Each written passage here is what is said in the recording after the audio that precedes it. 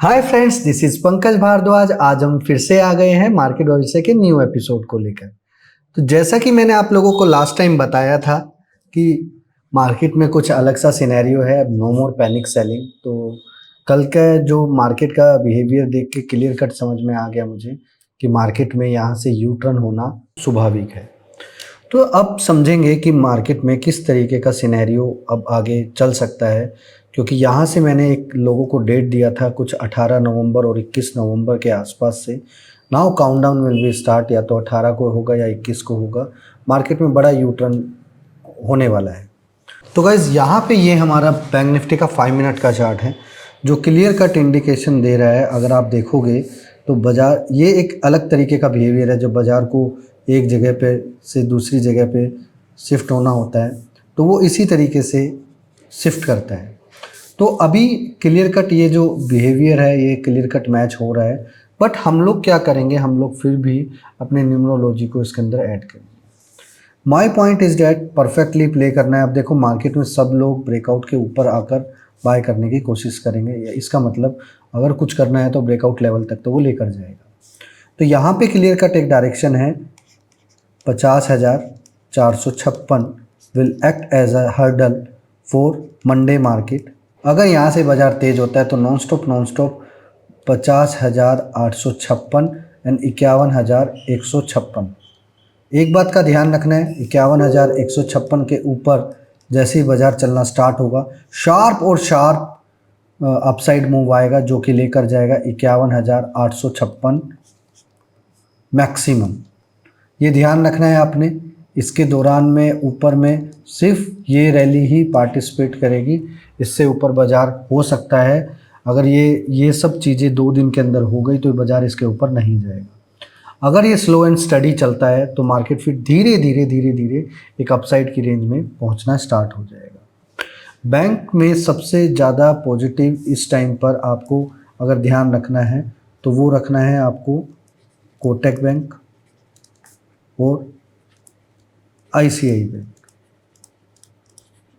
यहाँ पे इस तरफ इस पूरी रैली में आपको ध्यान रखना है इन दोनों बैंक के ऊपर, क्योंकि ये दोनों बैंक ही सपोर्ट करेंगे हैवीली।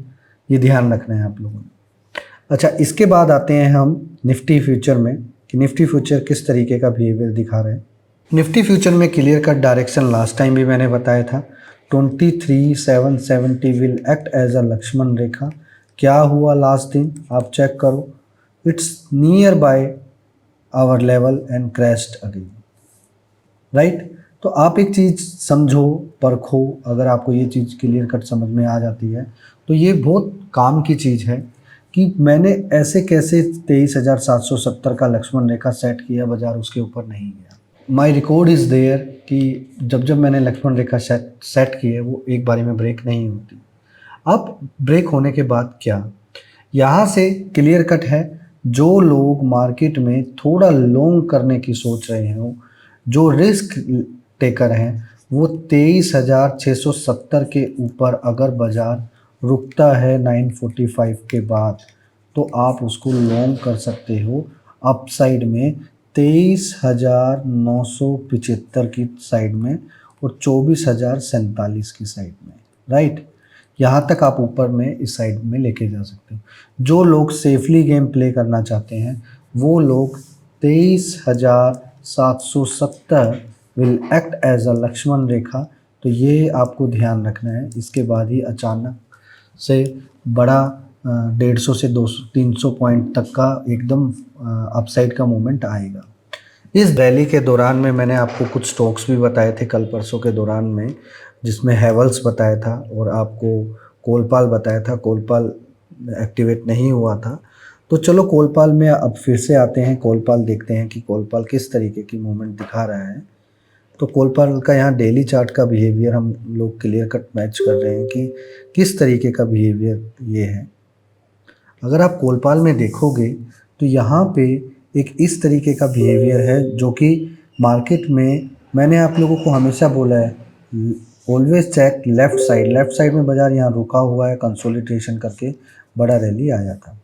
तो बाज़ार यहाँ पे भी इसी तरीके से रुकेगा और रैली आएगा। यहाँ पे क्या करना है, 27 के ऊपर आपने लॉन्ग करना है और एक स्मॉल स्टॉप लॉस आपने रखना है जो कि रहेगा 27। सिर्फ 1% का स्टॉप लॉस है गाइज। अपसाइड में ये रैली आपको मिलने को मिलेगा 2767 एंड 2787। तो अपसाइड में ये ध्यान रखना है आप लोगों ने, इस तरीके की रैली को अपने फोकस में रखना है। दूसरा स्टॉक यहाँ पर है आपका एशियन पेंट। एशियन पेंट में आपको नज़र रखना है। एशियन पेंट अबोव 2507, इसके ऊपर ये कैश के लेवल हैं, इसके बाद मार्केट चलता है तो ऊपर में रहेगा 2571 एंड 26027। ये ध्यान रखना है गाइज। ये गैप बहुत बड़ा गैप है, इस गैप को आधा फिल करने ज़रूर आएगा। ये कुछ स्टोरी होती है कि कौन से गैप को एक्चुअल में फिल करता है, तो that is the perfect gap जिसको वो फिल करने की कोशिश करेगा। और गाइज मार्केट में ऐसा कोई भी बंदा नहीं है जो इस पूरी गिरावट का आपको सही तरीके से विवरण दे सके। तो मैं आज आपको बता रहा हूँ कि ये मार्केट अभी गिर क्यों रहा है, ये समझते हैं, राइट। तो सबसे पहले हम समझेंगे एक कॉमन सिनेरियो जो कि म्यूचुअल फंड से रिलेटेड है। समझेंगे कि ऐसा क्यों हो रहा है। ध्यान से मेरे इस लॉजिक को समझना, इसके बाद ना जाने कितने लोग इस लॉजिक को कॉपी करके आपको तरह तरह से रील बना के और बाद में आएगा, अब तक कुछ नहीं है। एक बात ध्यान रखना, जिन लोगों ने म्यूचुअल फंड सबसे ज़्यादा एक्टिवेट कब हुआ, म्यूचुअल फंड सबसे ज़्यादा एक्टिवेट हुआ 2013 में और 2015 के आसपास में, ठीक है। जब मोदी जी आने वाले थे उस टाइम पे म्यूचुअल फंड बहुत ज़्यादा एक्टिवेट हुआ था। और 2008 में जब मार्केट क्रैश हुआ था उसके बाद 2011 तक मार्केट में इतनी ज़्यादा पकड़ ऊपर नीचे फ्लक्चुएशन नहीं थी, क्योंकि लोगों को इतना ज़्यादा मार्केट में भरोसा नहीं था कि इतने ज़्यादा रिटर्न्स मिल सकते हैं। तो लोगों ने जो अपना म्यूचुअल फंड स्टार्ट किया वो स्टार्ट किया 2013 से लेके 2015 तक के बीच में। तो अक्सर जब आप लोग म्यूचुअल फंड स्टार्ट करते हो वो म्यूचुअल फंड स्टार्ट 10 से 15 साल वाला स्टार्ट करते हो, राइट। तो अब मोटा मोटा कैलकुलेशन कर लीजिए एक चीज़ कि 2025 के स्टार्टिंग में ही मार्केट क्यों टूटना स्टार्ट हुआ, 2024 के एंडिंग और 25 के क्यों हुआ, क्योंकि ये जो म्यूचुअल फंड का जो मैच्योरिटी था वो हो गया है। ये बात मार्केट में आपको कोई नहीं बता रहा है क्योंकि लोगों को इसका अंदाज़ा नहीं है। We are connected with internal source. तो ये जो पूरा जो इसीलिए मैंने आप लोगों को बताया था कि मार्केट में जो भी कुछ बड़ा आने वाला है और ये बड़ा जो भी आएगा बहुत ख़तरनाक आएगा, लोगों को पता लगने देगा ही नहीं। अब क्लियर कट है, जिन लोगों ने 2013 के आसपास से किया था तो वो ऑटोमेटिकली 2024 के में उनके 10 साल पूरे होते हैं। जिन्होंने 25 से 24 से पहले किया था उन लोगों का भी 2024 और 25 के स्टार्टिंग में ओवर हो रहा था। वो लोग पहले ही पैसा निकालने लग गए क्योंकि मार्केट बड़ा पीक पे था और कुछ यहाँ पे म्यूचुअल फंड्स ने भी यहाँ पे पैसा विड्रॉ किया है। म्यूचुअल फंड आपका पैसा ही नहीं, म्यूचुअल फंड अपनी अर्निंग्स को भी वहाँ पर लगाता है, ये बात ध्यान रखना। जो लोग बोलते हैं म्यूचुअल फंड सही है तो मेरा उनको एक मैसेज है कि म्यूचुअल फंड वही सही है जहाँ आपके साथ ट्रांसपेरेंसी है। Not every mutual fund is okay. हर चमकती चीज़ सोना नहीं है, ये जान लो। 10 में से एक म्यूचुअल फंड ठीक है, तो अब ये जानो, ये समझो, ये परखो कि वो 10 में से एक कौन सा म्यूचुअल फंड ठीक है। आने वाले कुछ वीडियोस में मैं आपको बताऊंगा कि कौन सा म्यूचुअल फंड वाकई में ही सही है, जहाँ पे आपको करना चाहिए काम।